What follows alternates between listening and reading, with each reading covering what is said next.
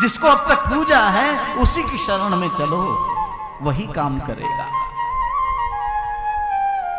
कहते हैं महाराज, सभी ब्रजवासियों से कहा अपना अपना सामान बांध लो।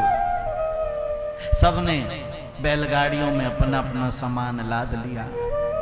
अब ये तो ब्रजवासी हैं, इनकी संत वृत्ति है, ज्यादा सामान नहीं रखते ये। और शास्त्र आज्ञा देता है ज्यादा सामान नहीं रखना चाहिए। ज्यादा सामान रखोगे तो वो भी बंधन का कारण बनेगा। समझ रहे हो? दरवाजे अगर उतर गए तो उन्हें छत पे मत रखो, काम आएंगे, उन्हें किसी को दे दो। मैं देखता हूं लोग वह कूड़े को संभाल के रखते हैं, काम अरे काम कब आएंगे? जब तक काम आना था आए, अब दूसरे के काम आएंगे, यहां पर नए आएंगे। टीवी तो नया आ गया, पुराना अपने स्टाफ को दे दो, सर्वेंट को दे दो। नई साड़ी आ गई, पुरानी साड़ी अपने स्टाफ को दे दो। नया फोन आ गया, पुराना फोन दे दो। क्योंकि आवागमन का चक्कर है, अगर देना बंद कर दोगे तो फिर आना बंद हो जाएगा। ध्यान देना, ये चक्र घूम रहा है। और सबसे बड़ी बात, तुम्हारी आसक्ति नहीं होगी सामान के साथ अगर देने का भाव रखोगे तो, नहीं तो तुम्हारी आसक्ति हो जाएगी। लोगों की कपड़ों में आसक्ति हो जाती है और आसक्ति ही बंधन का कारण बनता है। लेकिन ये तो ब्रजवासी हैं, इनकी बहुत थोड़ा सा लिमिटेड सामान है, जितना आवश्यक होता है उतना ही सामान है। बैलगाड़ी में भरा और तुरंत चले। किधर चले? चलो गिरिराज जी महाराज के पास, वही हमारी रक्षा करेंगे। और गोविंद ने आज स्वयं कहा पुकारो उनको, वो सुनेंगे। क्या पुकारे गोविंद? हमें तो कुछ नहीं आता। क्या पुकारे? कहते गोविंद ने स्वयं स्वर निकाला है, गिरिराज धरण प्रभु तेरी शरण। गिरिराज धरण भाव से गाओ, तेरी शरण। गिरिराज धरण प्रभु तेरी शरण। गिरिराज धरण प्रभु तेरी शरण। प्रभु तेरी शरण, हरि तेरी शरण। प्रभु तेरी शरण, हरि तेरी शरण। गिरिराज जी गए हैं कि नहीं? कौन कौन गया? हाथ उठाओ भला। गए हो तो आंख बंद करो और एक परिक्रमा लगा के आओ। चलो मन से। गिरिराज धरण प्रभु तेरी शरण। गिरिराज धरण प्रभु तेरी शरण। गिरिराज धरण प्रभु तेरी शरण। गिरिराज धरण प्रभु तेरी शरण। प्रभु तेरी शरण, हरि तेरी शरण। प्रभु तेरी शरण, हरि तेरी शरण। प्रभु तेरी शरण, हरि तेरी शरण। प्रभु तेरी शरण, हरि तेरी शरण। प्रभु तेरी शरण, हरि तेरी शरण। प्रभु तेरी शरण, हरि तेरी शरण। प्रभु तेरी शरण, हरि तेरी शरण। प्रभु तेरी शरण, हरि तेरी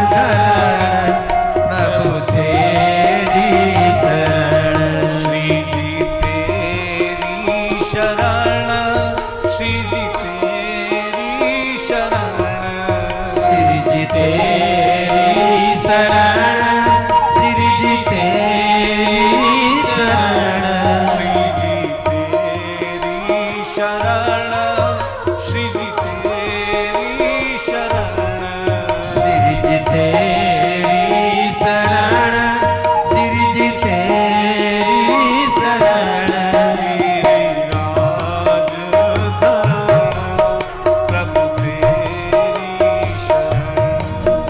तेरी राज धरण, प्रभु तेरी शरण, मेरी राज धरण, प्रभु तेरी शरण, मेरी राज धरण, प्रभु तेरी शरण, मेरी राज धरण, प्रभु तेरी शरण, मेरे राज धरण, प्रभु तेरी शरण। सभी लोग चले जा रहे हैं गिरिराज जी की ओर और कहते हैं गिरिराज पर्वत के नजदीक पहुंच गए।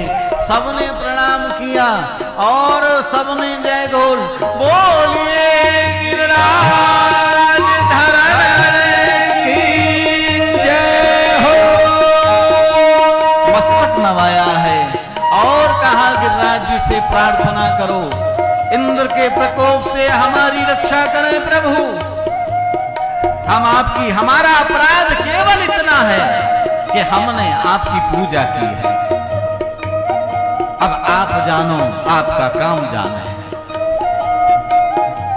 हमसे गलती हुई है, लेकिन हाँ केवल इतनी गलती हुई है, हमने आपका पूजन किया है। और इधर भगवान ने सारी व्यवस्था कर दी, शेषनाग को लगा दिया। ब्रजवासी नहीं, गिरिराज पर्वत पर एक बूंद जल नहीं गिरना चाहिए। चक्र सुदर्शन को सेवा में लगा दिया प्रभु ने।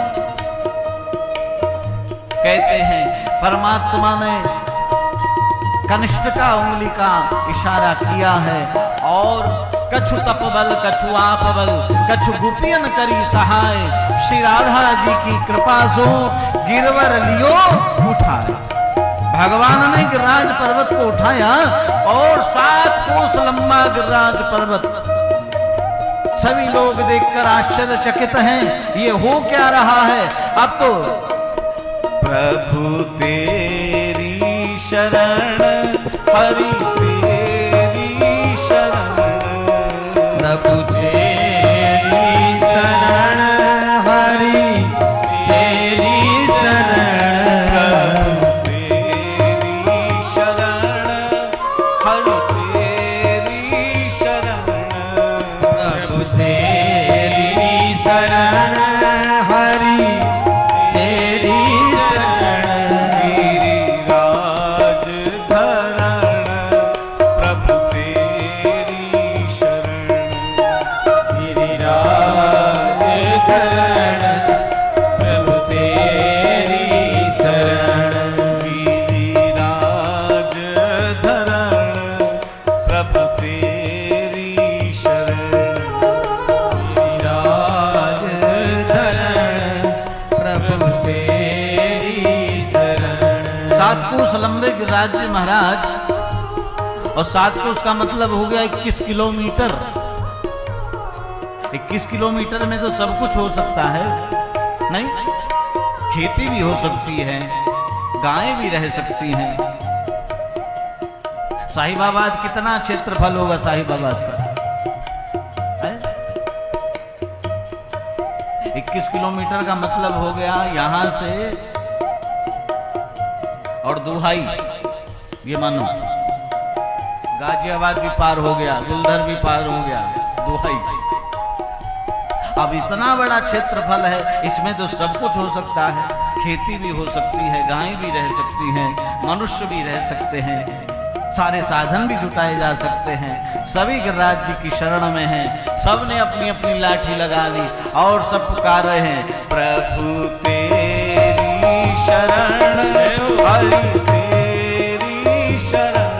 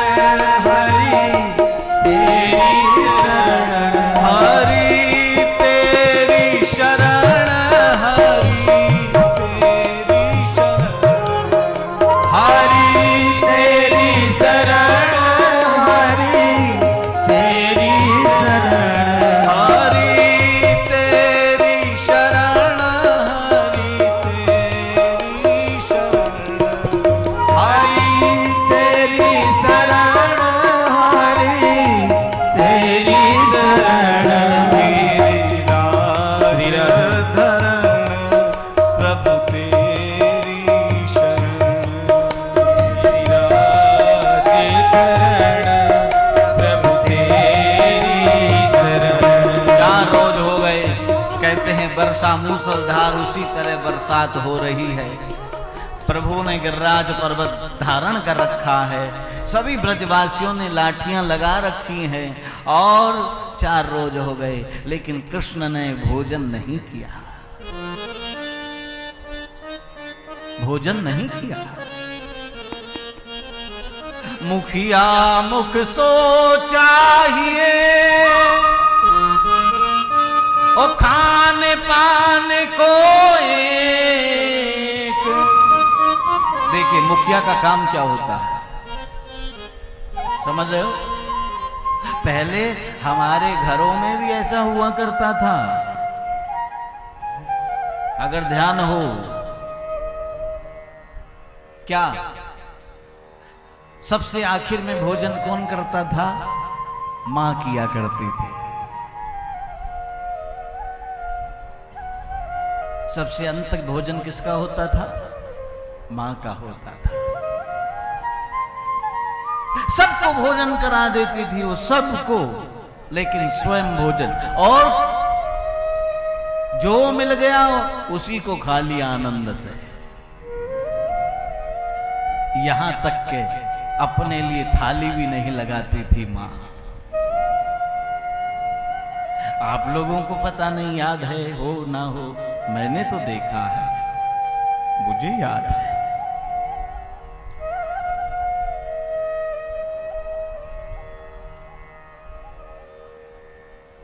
सारे घर को भोजन कराते कराते 10 बज गया।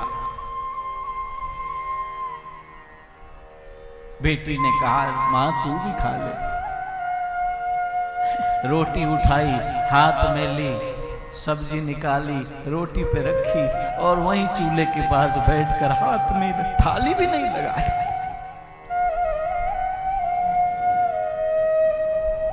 पूरे परिवार को परोस के खिलाती है, सजा करके देती है, लेकिन स्वयं थाली भी नहीं लेती। हाथ में कहता भी, अरे 2 रोटी तो खानी है, काय को थाली करें, लाता मैं खाता। दूध तो पीती ही नहीं थी, जबरदस्ती पिलाती थी, लेकिन खुद नहीं।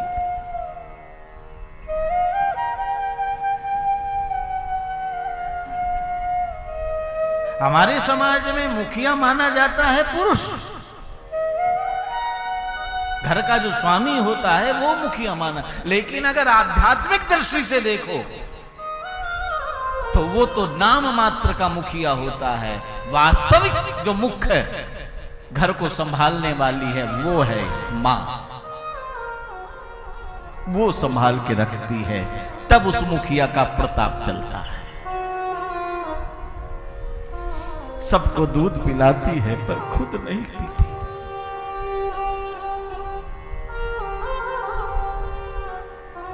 तू भी ले ले।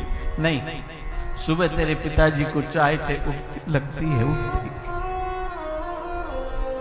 5 बजे वो चाय पीते हैं।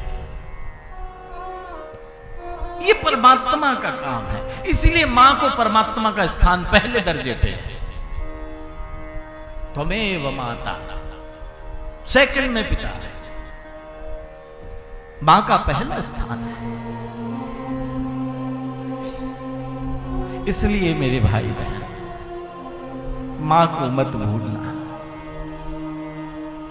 अगर मनुष्य बनकर रहना चाहते हो तो मां को मत भूलना, और जिस दिन मां को भूल गए उस दिन तुम्हारी मनुष्यता मर जाएगी और अंदर का जो दैत्य है वो जागृत हो जाएगा। मां छोड़कर नहीं जाती, मां सदा साथ रहती है। ये मां का काम है। नवरात्रि का जब त्योहार आता है तो 9 दिन तक कुछ नहीं खाती वो, लेकिन घर को उसी तरह खाना बना करके देती है। उसको थकावट नहीं होती, उसकी एनर्जी में कोई कमी नहीं आती। मां तू भी तो कुछ ले ले, अंत में कहती, अरे 2 आलू उबले हुए रखे, ला वो दे दे, और चीनी मिला के और उसे खा लिया। मिल गया तो खा लिया, नहीं तो कोई बात नहीं। कृष्ण जो है वो मां है, और जो त्याग करता है वही समाज का भार उतार सकता है। मेरे भाई बहन, भार वही उठा सकता है जिसके अंदर त्याग की भावना होती है। और जो स्वयं दुराचारी हो, जिसके मन में कपट हो, जिसके अंदर दिखावा हो, जो केवल अपने भोजन की चिंता करता हो, उस समाज का भार उठा सकता है। 4 दिन हो गए लेकिन गोविंद ने भोजन नहीं किया।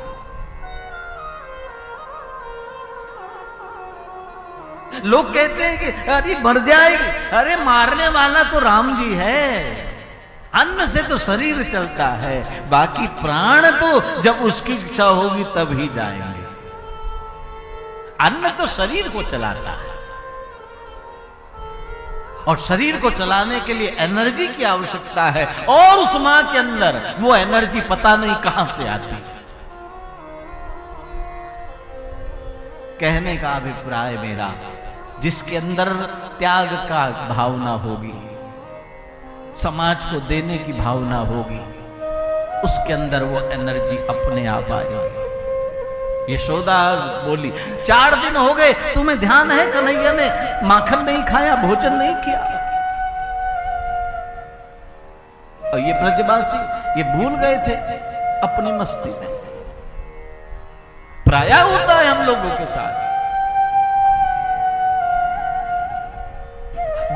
बच्चों को तो पता भी नहीं होता मां ने खाना खाया कि नहीं खाया। वो तो आते हैं ऑफिस से, खाना खाते हैं, अपने कमरे में घुसे, रिमोट दबाया, टीवी देखा, पत्नी बच्चों से बात करी, सो गए। उनको नहीं मालूम मां ने भोजन किया या नहीं किया। ये ब्रजवासी भी उसी तरह हो गए। कहते हैं अब सबको ज्ञात हुआ, 4 दिन से भोजन नहीं किया।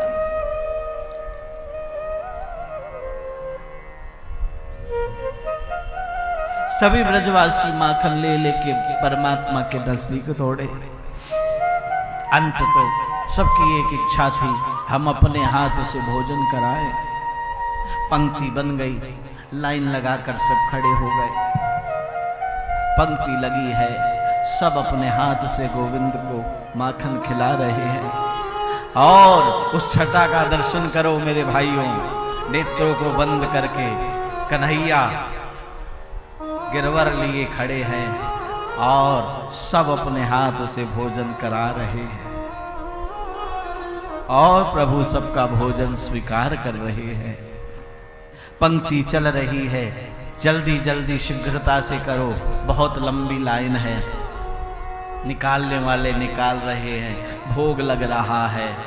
चल रही थी, क्रम इसी तरह चल रहा था। एकाएक लाइन रुक गई, लाइन रुक गई। लाइन आगे नहीं बढ़ रही, पंक्ति आगे नहीं बढ़ रही। क्यों?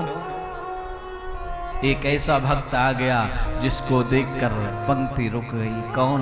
श्री राधा जी। कहते राधा जी जैसे ही आई वैसी पंक्ति रुक गई।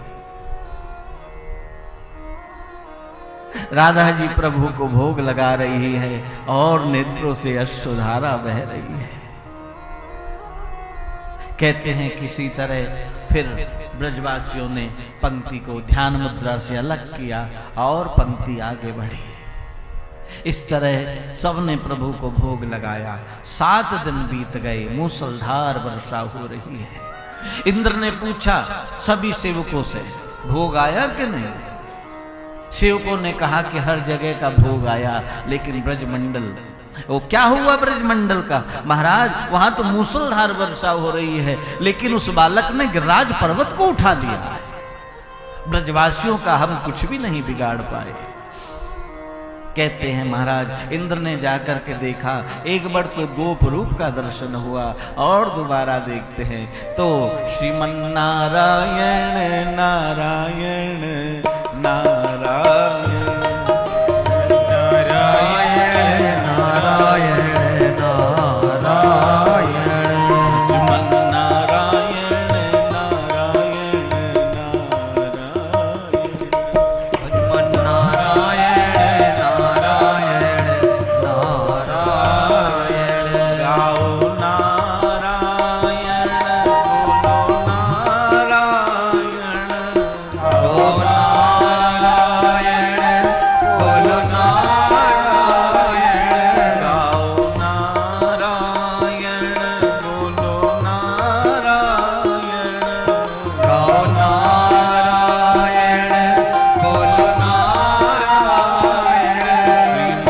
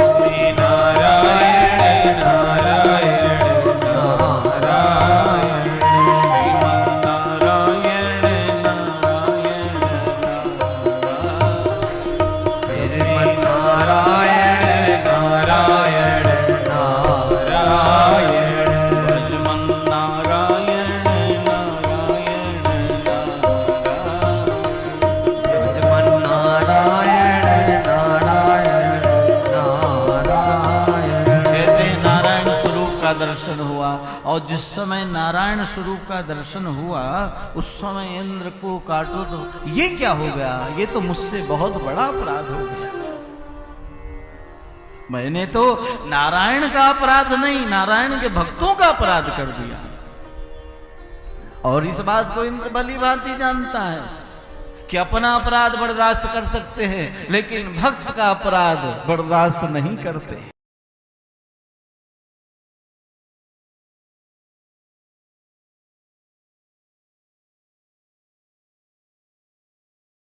आनंद टीवी से जुड़ने के लिए आप हमें व्हाट्सएप करें 9277395752 पर।